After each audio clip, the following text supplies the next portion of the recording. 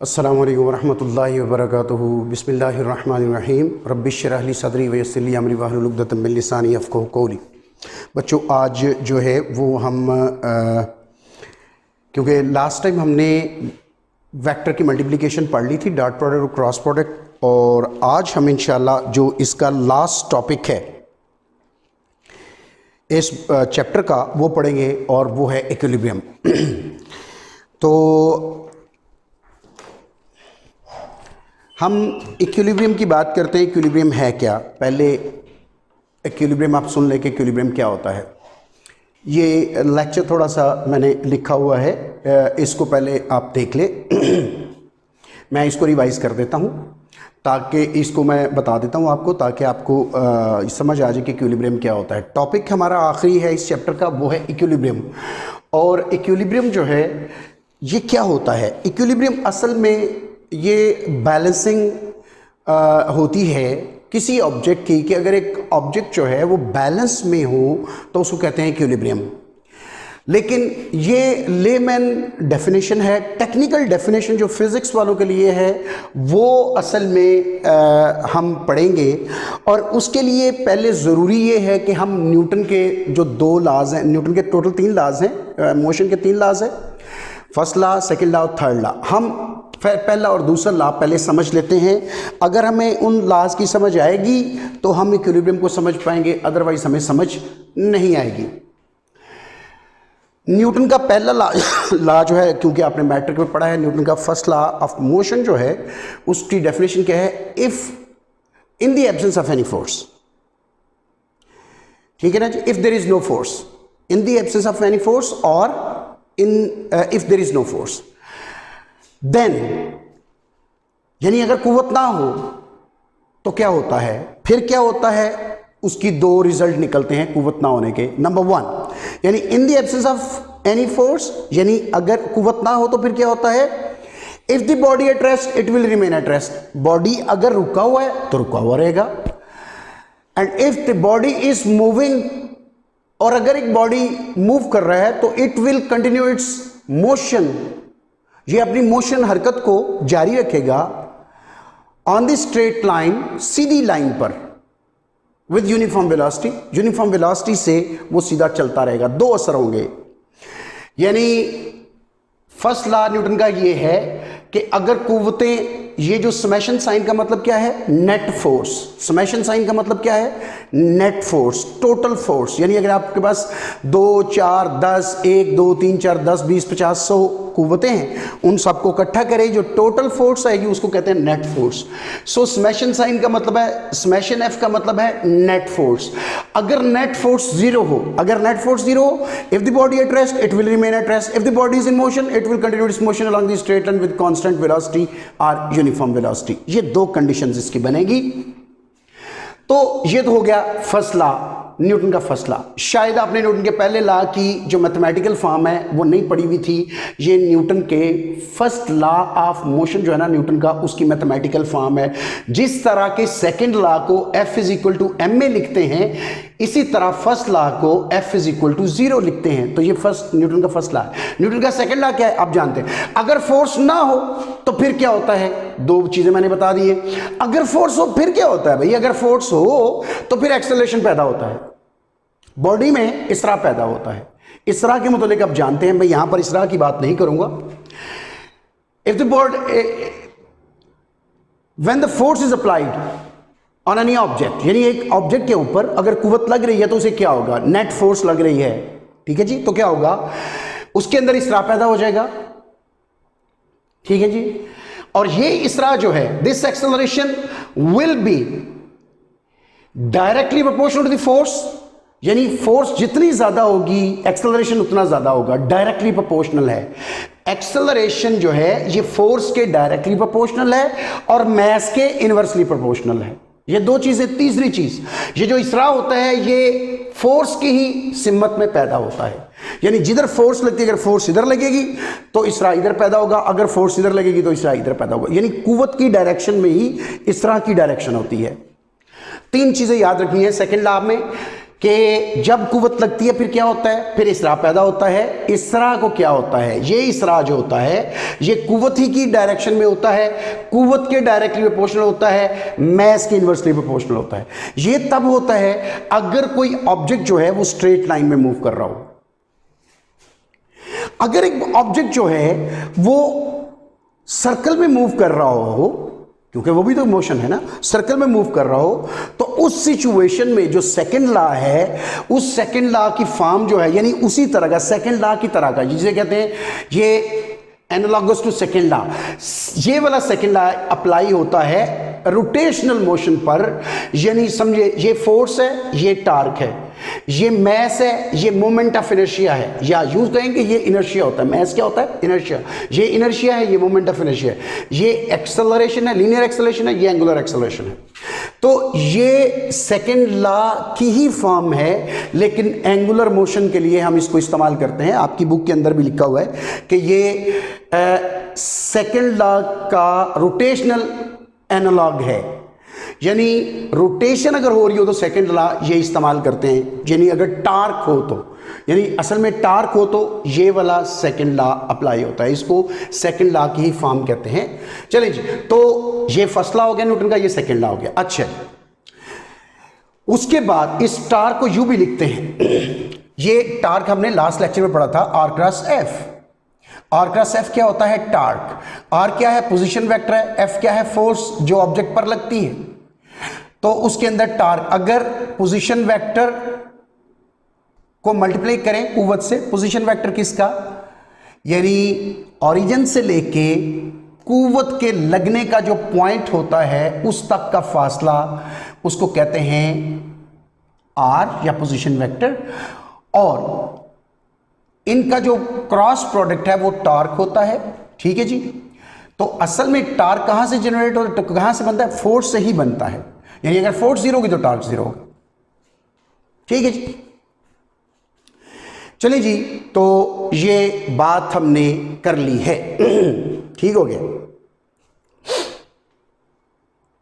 अब हम बात करते हैं इक्विलिब्रियम की। इक्विलिब्रियम क्या होता है, ये तो पहला लॉ और दूसरा लॉ जो न्यूटन का फर्स्ट लॉ सेकंड लॉ जो मोशन है वो हमने डिस्कस किए हैं। उसके बाद हम इक्विलिब्रियम की बात करते हैं। इक्विलिब्रियम क्या होता है, अगर ऑब्जेक्ट के ऊपर टोटल फोर्सेस जीरो हो, अगर किसी ऑब्जेक्ट पर total force net forces zero हो तो फिर कहा जाता है कि बॉडी इक्विलिब्रियम में है। ठीक है जी, बॉडी किस में है, इक्विलिब्रियम में। अब दो सूरतें हो सकती हैं कि जब force sum of forces zero होंगी, दो सूरतें हो सकती हैं। या तो बॉडी रेस्ट पर होगा, क्योंकि फोर्स के जीरो होने से एक्सेलरेशन जीरो होगा, और एक्सेलरेशन जीरो होने की दो सूरतें हो सकती हैं। जो बॉडी रुका हुआ होता है उसका भी एक्सेलरेशन जीरो होता है, और जो बॉडी कांस्टेंट वेलोसिटी से मूव कर रहा होता है वो भी जीरो होता है। दो सूरतें होंगी, यानी फोर्स के जीरो होने से दो सूरतें होंगी। एक होगी कि वेलोसिटी जीरो रहेगी, एक सूरत होगी कि वेलोसिटी कांस्टेंट होगी। ठीक है जी। तो दोनों सूरतों में ये इक्विलिब्रियम है। हमने कहा कि जब नेट फोर्स जीरो हो जाती है तो बॉडी इक्विलिब्रियम में होता है। बॉडी मुमकिन है कि रेस्ट पर हो तो वो इक्विलिब्रियम में होगा। अगर वो यूनिफॉर्म वेलोसिटी से मूव कर रहा है तो वो भी इक्विलिब्रियम में होगा। अगर वो रेस्ट पर है तो उसके इक्विलिब्रियम को क्या कहेंगे, स्टैटिक इक्विलिब्रियम। अगर वो मूव कर रहा है यूनिफॉर्म वेलोसिटी से तो उसके इक्विलिब्रियम को कहेंगे डायनामिक इक्विलिब्रियम। ठीक है जी। अब फोर्सेस जीरो हो तो डायनामिक इक्विलिब्रियम में हम ये कहते हैं कि कई दफ़ा ऐसा होता है, मैं अभी आपको बताने लगा हूँ बात, बड़ी इंटरेस्टिंग बात यहाँ पर नज़र आएगी कि सिर्फ हमने देखा है कि कुव्वतें ज़ीरो हो जाएं तो कुव्वतें ज़ीरो होने से जो है बॉडी जो है ज़रूरी नहीं है कि कंप्लीट इक्विलिब्रियम में हो। उसकी हम बात करते हैं, डिस्कस करते हैं। देखिए, अगर तो एक्सेलरेशन का सेकंड लॉ, न्यूटन का सेकंड लॉ जो है वो ये वाला इस्तेमाल हो रहा हो, यानी उसका एक्सेलरेशन, लीनियर एक्सेलरेशन जीरो हो। ठीक है जी, लीनियर एक्सेलरेशन हो यानी वो कांस्टेंट वेलोसिटी से चल रहा हो, तो फिर ट्रांसलेशनल इक्विलिब्रियम होगा, यानी स्ट्रेट लाइन पर चल रहा है और उसका लीनियर एक्सेलरेशन जीरो है तो इक्विलिब्रियम ट्रांसलेशनल है। और अगर उसका एंगुलर एक्सेलरेशन जीरो है ठीक है जी। अगर उसका एंगुलर एक्सेलरेशन 0 है तो उस सिचुएशन में रोटेशनल इक्विलिब्रियम है। समझिए जरा दोबारा, अगर बॉडी का एक्सेलरेशन 0 है लेकिन बॉडी कांस्टेंट वेलोसिटी से मूव कर रहा है तो इस सिचुएशन में जो डायनामिक इक्विलिब्रियम होगा ये दो किस्म का हो सकता है, ट्रांसलेशनल इक्विलिब्रियम हो सकता है और रोटेशनल इक्विलिब्रियम हो सकता है। ट्रांसलेशनल कब होगा? अगर वो लीनियरली यानी उसका लीनियर एक्सेलरेशन 0 है तो वो ट्रांसलेशनल इक्विलिब्रियम में है, यानी उसका लीनियर एक्सेलरेशन 0 है लेकिन एंगुलर एक्सेलरेशन 0 नहीं है, ठीक है, तो फिर वो ट्रांसलेशनल इक्विलिब्रियम में होगा, रोटेशनल इक्विलिब्रियम में नहीं होगा। और अगर उसका अल्फा 0 है, एंगुलर एक्सेलरेशन 0 है, तो फिर उस सूरत में वो रोटेशनल इक्विलिब्रियम में होगा। और अगर a 0 नहीं है तो वो ट्रांसलेशनल इक्विलिब्रियम में नहीं होगा, रोटेशनल इक्विलिब्रियम में होगा, ट्रांसलेशनल इक्विलिब्रियम में नहीं होगा। इसका मतलब यह है अगर कंप्लीट डायनामिक इक्विलिब्रियम में होना हो तो फिर दोनों सूरतें होनी चाहिए, फिर दोनों कंडीशंस का होना जरूरी है। ट्रांसलेशनल इक्विलिब्रियम के लिए फिर ए का 0 होना जरूरी है, यानी लीनियर एक्सेलरेशन का 0 होना जरूरी है, और रोटेशनल के लिए अल्फा का 0 होना जरूरी है। इसका मतलब है कि कंप्लीट डायनामिकल इक्विलिब्रियम के लिए, जो कंप्लीट इक्विलिब्रियम है, उसके लिए दो कंडीशंस हैं। नंबर 1 कि टोटल फोर्सेस भी 0 हो, टोटल फोर्सेस 0 होंगी तो लीनियर एक्सेलरेशन 0 होगा। लेकिन यह जरूरी नहीं है कि टोटल फोर्सेस 0 हो तो टार्क भी 0। मैं इसकी एग्जांपल देता हूं, टार्क का 0 होना जरूरी है लेकिन मुमकिन है कि कुव्वतें 0 हो, लेकिन कुव्वतें 0 होने से टार्क 0 ना हो। मैं यहां पर एक एग्जांपल से आपको समझाता हूं। ये हमने एक मीटर रॉड लिया है। मीटर रॉड फुट्टा होता है जिससे आप उसको आप समझते हैं मीटर रॉड है, स्केल है ये। इसको मैंने इधर रखा है, ऊपर से मैंने कील लगा दी है। पॉइंट जो है this is showing actually the nail, मतलब मैंने इसको पिंच कर दिया है, इसके अंदर जो लगा दिया है। लेकिन ये फिक्स ट्रांसलेटरी मोशन नहीं कर सकता, लेकिन रोटेशनल मोशन ये फुट्टा कर सकता है। ये जो स्केल है इस पॉइंट के गिर्द यूं रोटेट कर सकता है, ठीक है, स्पिन कर सकता है। अगर दो फोर्सेस लगे, एक अपवर्ड फोर्स लगे इस एंड पर और एक डाउनवर्ड फोर्स लगे इस एंड पर, अब एक फोर्स डाउनवर्ड है एक अपवर्ड है, तो ये दोनों फोर्सेस जब ऐड होगी, दोनों के मैग्नीट्यूड बराबर है और डायरेक्शंस अपोजिट हैं, तो इस सिचुएशन में आंसर 0 आएगा। नेट फोर्स क्या होगी? 0, क्योंकि एक फोर्स अपवर्ड है दूसरी डाउनवर्ड है, दोनों के मैग्नीट्यूड बराबर है, इसलिए फोर्स 0 है। लेकिन बॉडी इक्विलिब्रियम में नहीं है, यानी कंडीशन ये वाली सिर्फ काफ़ी नहीं है कि अगर सिर्फ ये कह दें कि फोर्सेस 0 हैं तो ये ज़रूरी नहीं है कि फोर्सेस के सिर्फ 0 होने से बॉडी इक्विलिब्रियम में हो जाए। मतलब उस सिचुएशन में बॉडी ट्रांसलेशनल इक्विलिब्रियम में तो होगा, मुमकिन है रोटेशनल इक्विलिब्रियम में ना हो, जिस तरह की मैंने एग्जांपल दी है। तो ये जब फोर्सेस लगेगी इसमें टार्क होगा, टार्क 0 नहीं होगा। जब टार्क 0 नहीं होगा तो अल्फा 0 नहीं होगा। जब अल्फा 0 नहीं होगा तो रोटेशनल इक्विलिब्रियम नहीं होगा। इसका मतलब ये हुआ कि हमें फिर सिर्फ कुव्वतों को 0 करना नहीं है, बल्कि हमें यह भी कहना है कि टार्क भी 0 है, यानी कंप्लीट इक्विलिब्रियम के ऊपर फोर्सेस भी 0 होनी चाहिए और टार्क भी 0 होने चाहिए। यानी फोर्सेस के 0 होने से लीनियर एक्सेलरेशन 0 होगा, टार्क के 0 होने से अल्फा 0 होगा, यानी एंगुलर एक्सेलरेशन 0 होगा। तो ये दो कंडीशंस है इक्विलिब्रियम की, इनको कहते हैं first condition of the equilibrium, इसको कहते हैं second condition of the equilibrium. Forces के 0 से A 0 होगा, टार्क के 0 से अल्फा 0 होगा।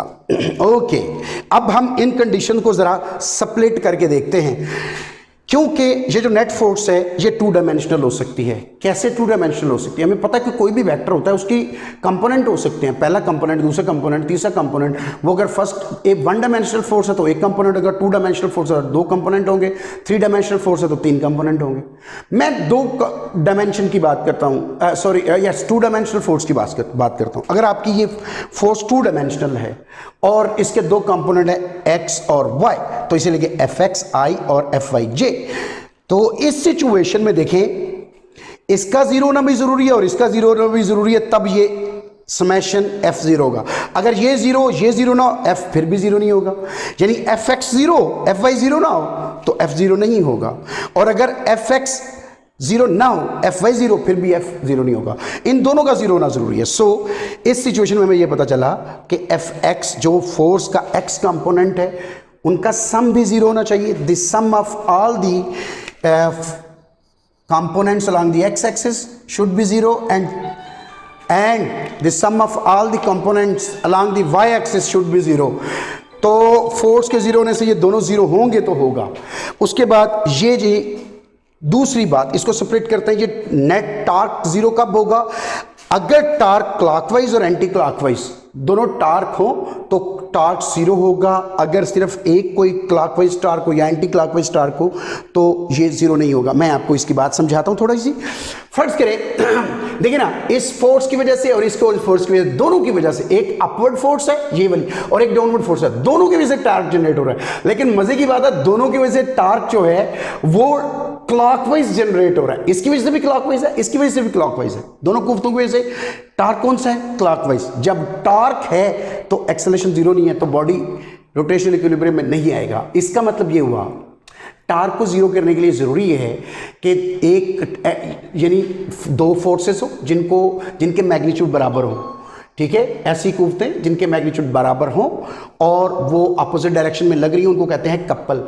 इसकी बजाय, कपल की बजाय, अगर हम ये एक फोर्स हमने इधर लगाई है, दूसरी फोर्स हम अगर इधर लगा दें उतने ही फासले पर, यानी ये फोर्स लगा दें, इसकी वजह से जो टार्क जनरेट होगा, इस फोर्स की वजह से, ये जो फोर्स है इसकी वजह से टार्क, ये फोर्स कोशिश करेगी कि बॉडी जो है एंटी क्लॉकवाइज मूव करे, स्पिन करे, और ये कोशिश करेगी कि क्लॉकवाइज करे. तो इस फोर्स की वजह से क्लॉकवाइज और इसकी वजह से एंटी क्लॉकवाइज टार्क जनरेट होगा. ऐसी सिचुएशन में अगर दोनों कुव्वतें बराबर हैं तो क्लॉकवाइज टार्क और एंटी क्लॉकवाइज टार्क जो हैं ये दोनों बराबर होंगे. तो दोनों के बराबर होने से ये बराबर हो गए तो अल्फा जो है वो 0 हो जाएगा. बॉडी जो है वो रोटेशनल इक्विलिब्रियम में होगा, अदरवाइज बॉडी जो है रोटेशनल इक्विलिब्रियम में नहीं होगा. तो मैं उम्मीद करता हूँ कि आपको ये जो इक्विलिब्रियम का मैंने लेक्चर दिया है ये समझ आ गई होगी. इक्विलिब्रियम के मुतालिक पूरी समझ आ जाएगी. आप इसको एक दफ़ा नहीं, 2 दफ़ा नहीं, 3 दफ़ा सुने ताकि इसकी आपको समझ आ जाए. बड़ा इम्पॉर्टेंट टॉपिक है इक्विलिब्रियम. फ़िज़िक्स के अंदर इसको हम बहुत ज़्यादा इस्तेमाल करते हैं, इसलिए इसकी कंप्लीट आपको समझ आना ज़रूरी है. तो आज के लिए इतना ही. मेरा ख्याल है कि इसको नेक्स्ट जो है वो हम चैप्टर की थ्योरी तो ख़त्म हो गई, हम अब नेक्स्ट जो है न्यूमेरिकल करेंगे. उतनी देर के लिए मुझे इजाज़त दीजिए. आप इसको याद करें, पढ़ें, ठीक है जी, रिवाइज़ करें ताकि आपको इसकी समझ आ जाए, और हम फिर दोबारा नेक्स्ट लेक्चर में मिलेंगे. अल्लाह हाफ़िज़.